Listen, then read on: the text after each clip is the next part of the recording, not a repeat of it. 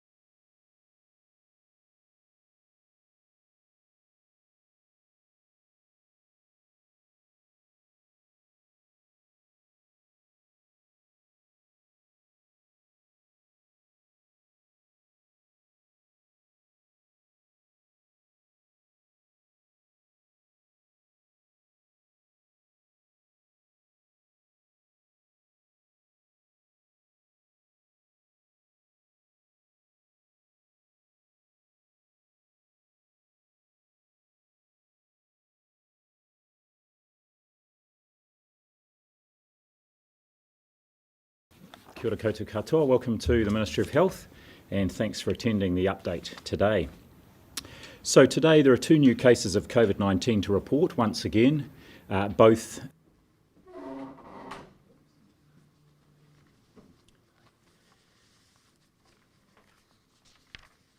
Kia ora koutou katoa. Welcome to the Ministry of Health and thanks for attending the update today. So today there are 2 new cases of COVID-19 to report once again. Both have recently returned from overseas and both are in managed isolation facilities. There continue to be no cases to report from our community. Both of today's cases have been in managed isolation since their arrival, and their addition brings the number of active cases in New Zealand to 22, all of whom are people who have recently arrived from overseas. And both are now in a quarantine facility in Auckland. A little detail on both the cases. The first case is a man in his 50s who arrived in New Zealand from India on the 24th of June. His result came as a result of day 3 testing while he was in managed isolation. The second case is a woman in her 20s who arrived in New Zealand from the USA on the 18th of June. She is the wife of a previous case who tested positive on 22 June and was already in the quarantine facility as she was considered a close contact. As you know, globally, the COVID-19 pandemic continues to accelerate it, and as I've said before, we've always expected new cases amongst people coming back to New Zealand. This reality was reinforced in a weekend update from the World Health Organization, which noted a record number of cases in the preceding 24 hours, over 189,000 cases recorded. And you'll be aware also that the number of cases worldwide has now exceeded 10 million.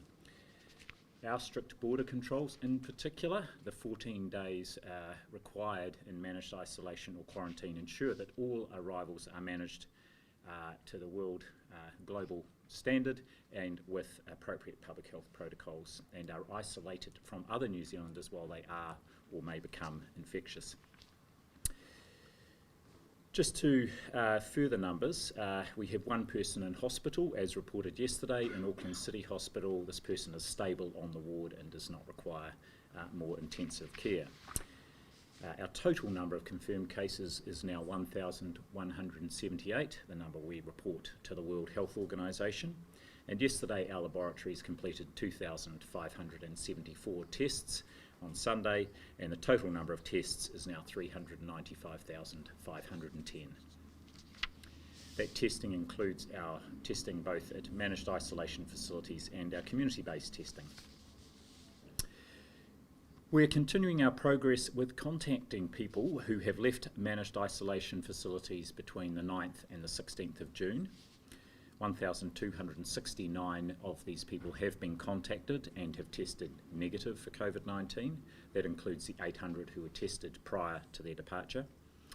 There are still 367 people with whom we are having trouble making contact, not for want of trying, with text, where possible email and repeated phone calls. And I would ask that those people who have been in a managed isolation facility and who have received an attempt to contact them, of course, and who haven't yet spoken with Healthline, to please call the dedicated team on 09 302 0408. And as needed, we will refer people who do not make contact to our finding services, and if we feel necessary, to enforcement. And finally, the New Zealand COVID Tracer app has now recorded 584,000 registrations. I do want to continue to encourage people to not just download the app, but to use it to scan in on the QR codes that many premises now have. And one of the things that is particularly valuable with the app is it provides our contact tracing service with up-to-date contact information for people who have registered. So please do, if you haven't downloaded that app, please do so and make sure we have your updated contact information should we need to be in contact with you. I'm open to questions. The man in the hospital, it was reported yesterday that he was taken to hospital after he developed symptoms last night. How do you go from having no symptoms to requiring hospital level care? Was there an oversight there, or what happened? So my understanding is that his symptoms were possibly related to COVID-19, but could also have been related to a pre-existing condition, and it depends on the severity of the symptoms. We do know that some people will develop shortness of breath and chest pain, and of course in that sort of situation we want to rule out other diagnoses, for example whether it's a cardiac problem or a pneumonia that's developed. So he was tested, the hospital knew that he was coming from a managed isolation facility. He was tested as part of his assessment, and his symptoms are being treated. He was found to be positive on that testing at hospital. What was your reaction to the report yesterday about the Oh, well, what I would like to say is right through our response since the start, you'll know we've been reviewing various elements of our response. For example, our response in aged residential care has had a thorough review by both myself, the Ombudsman has done some work, and the DHBs went around all the facilities in their area. And we've also had our PPE supply and distribution reviewed, and likewise we had the independent review by Dr. Verrill of our contact tracing work, and a contact tracing advisory committee was set up as well to provide ongoing assurance. So this is the thing about the health sector, it's a core part of our work is to keep reviewing what we are doing so we can strengthen and improve, particularly in a situation where we are learning all the time. So look, I welcome the review that was done, and we worked closely with my counterpart Air Commodore Webb. There are a number of recommendations in there that relate to the health aspects of managed isolation. I would also say that we had a team on the ground last week in Auckland, including someone from a clinical background and our internal auditor from here and another senior manager who did a full review of all the more in-depth review of all the health parts of managed isolation. So again, constantly trying to review, improve, and ensure that we're providing the best possible health care and testing regime as part of that. And we find in the results of that review part of the review that was released today, or are you? We did it separately. I've got some draft recommendations, but what we did was sit down and just see what it was that was coming out of that review. The report's being finalised this week, and of course that will inform alongside the broader review that was commissioned by the Minister of managed isolation. So, can you tell us the results of that When I've received them, yeah. What- I've received a draft, I've seen a draft report, and what I wanted to do was to make sure the team was considering our response to that alongside the response to the wider review. One of the recommendations was an urgent review of the PPE from start to finish of someone's journey into managed isolation.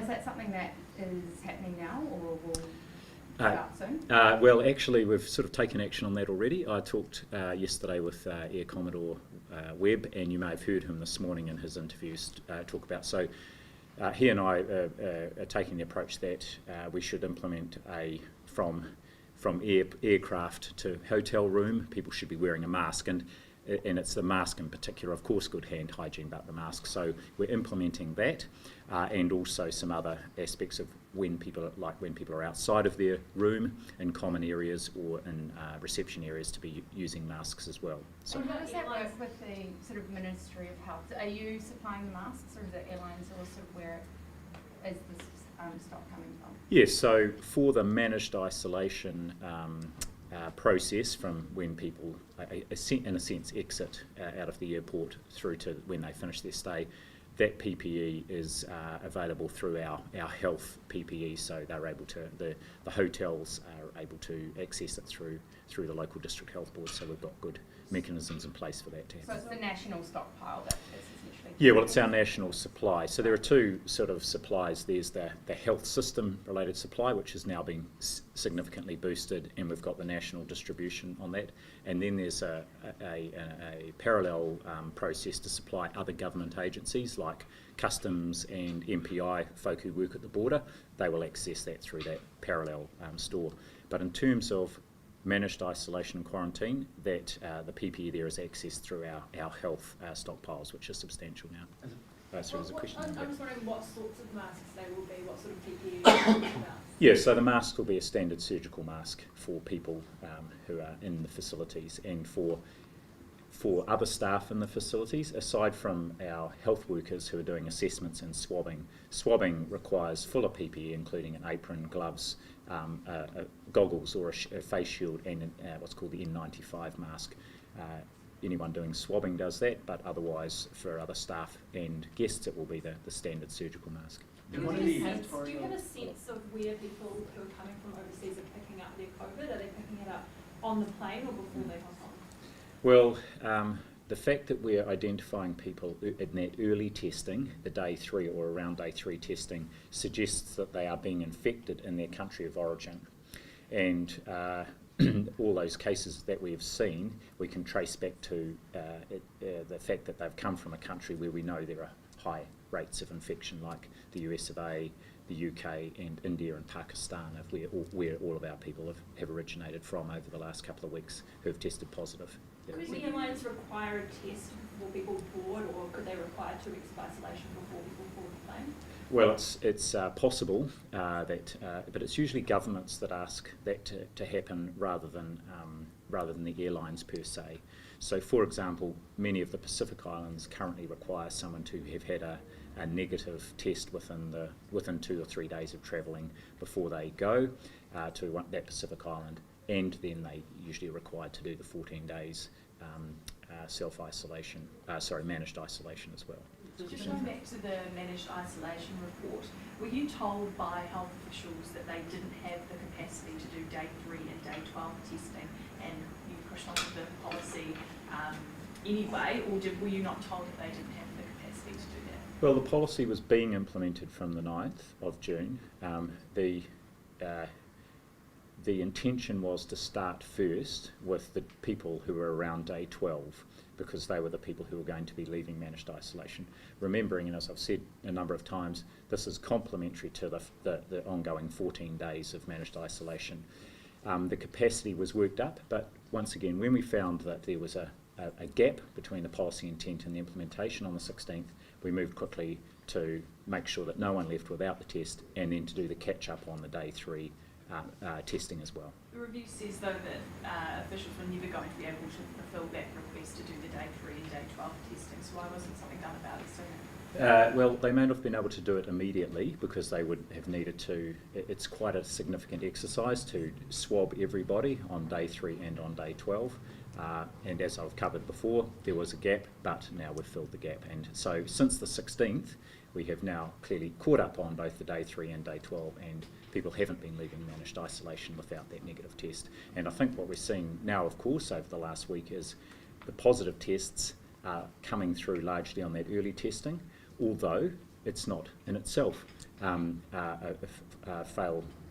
fail-proof either. It needs to be complemented with the ongoing daily symptom checks, which were already happening, and the 14-day managed isolation period. Are you confident in the current processes in place for New Zealand flight crews returning from overseas and international flight crews coming over here and having an overnight layover at a hotel where other people, members of the public, can also stay? Are you confident in that process? I am confident in the process. However, we are also working, and I've been talking with Air New Zealand, including with the Chief Executive, and I'm meeting him tomorrow, about what else we can do, not just to keep their crew safe, which is of course of major concern to the airline and the crew members. They do not want to be putting themselves or their families at risk.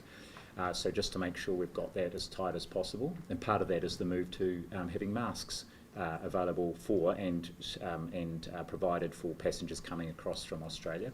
And we are doing an audit of the process that is currently in place for other international crews who come in and have a stopover before flying back out on their flight. So we're constantly looking to see how we can improve and strengthen the process. Would improving that process be putting those international air crews who don't have to go into isolation for 48 hours like the domestic crews do, putting them in isolation quarantine hotels like other overseas arrivals?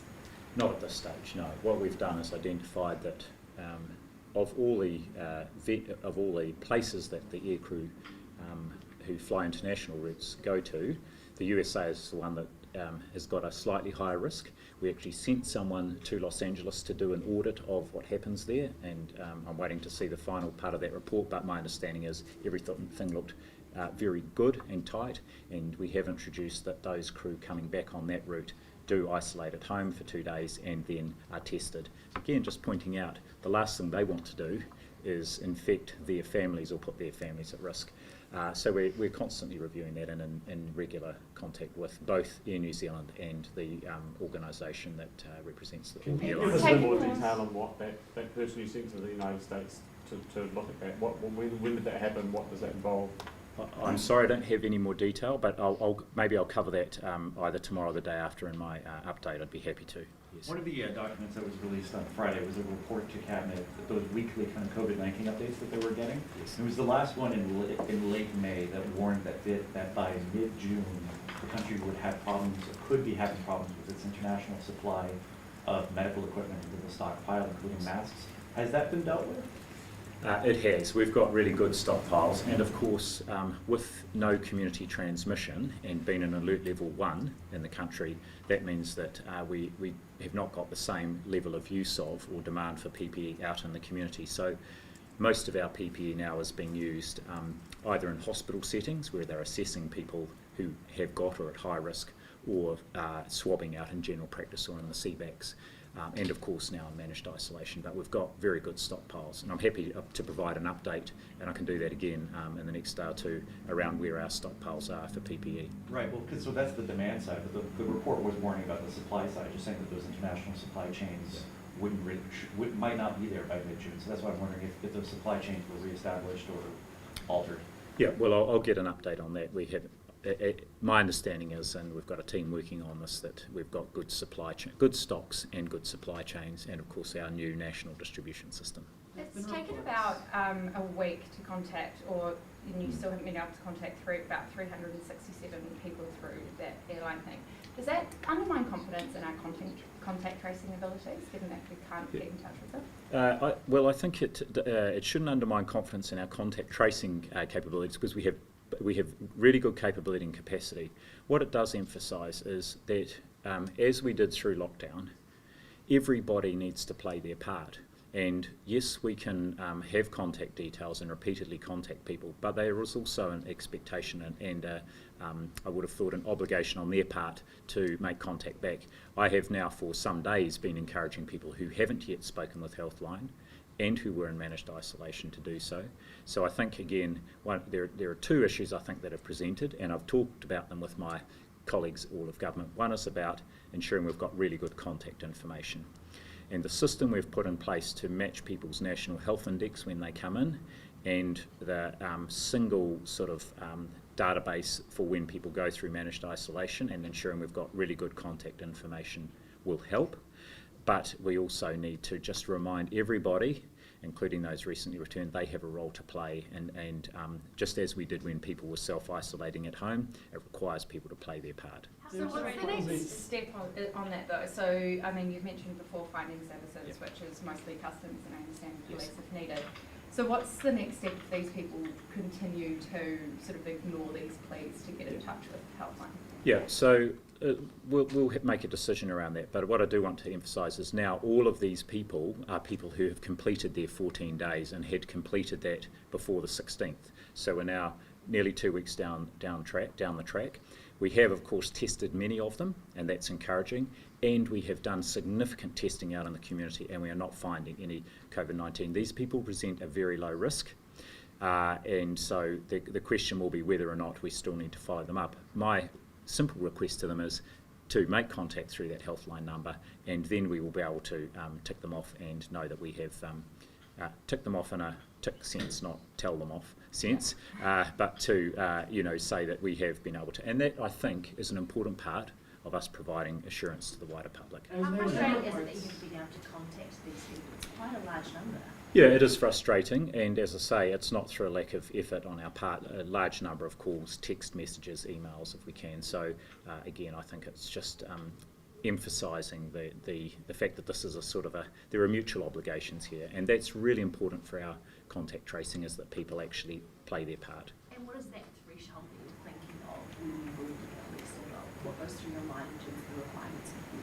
Well, I think it's less of an issue here because these are people that completed the 14 days. We were particularly keen, and we focused first on those 55 people who had not completed the 14 days and were given permission to leave early because of compassionate exemption. So we focused a lot of effort, including using our finding services, to go and find the one or two people towards the end who we hadn't been able to track down. But so the system Reports would of be... people who called Helpline with symptoms with flu-like symptoms were referred to go to their GP to get a test and then being charged for that test, and GP is now saying that there was some sort of rule change from the Ministry of Health that means that they'll now be charging for them. Is that something that you've heard, and could you sort of illuminate what's going on there? So I can be really clear here. There has been no rule change around charging. So having a COVID test should be free, whether people are getting it at a CBAC or at their GP, and we have agreed a payment to general practitioners to cover the full cost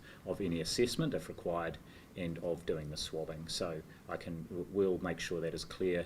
I know the College of GPs is sending a message out to GPs today. We'll make sure it is clear there, but people should not be being charged a co-payment for a swab for COVID-19 or for the consultation around that. There's been also an editorial in the New Zealand Medical Journal last week from 7 public health experts saying that masking is the way to avoid a second lockdown in New Zealand. Have you had a chance to read that, and do you have any thoughts on it? I haven't read the editorial, but I can assure you that the public health experts have let me know what their views are through other channels, and I think that they've been widely communicated.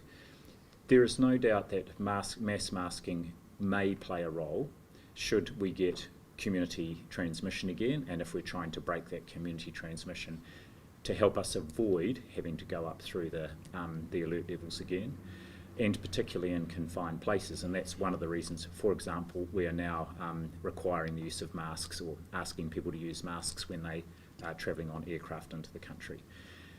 I think that most of those public health experts also agree that given we do not have community transmission at the moment, there is no particular reason to ask people to use masks routinely.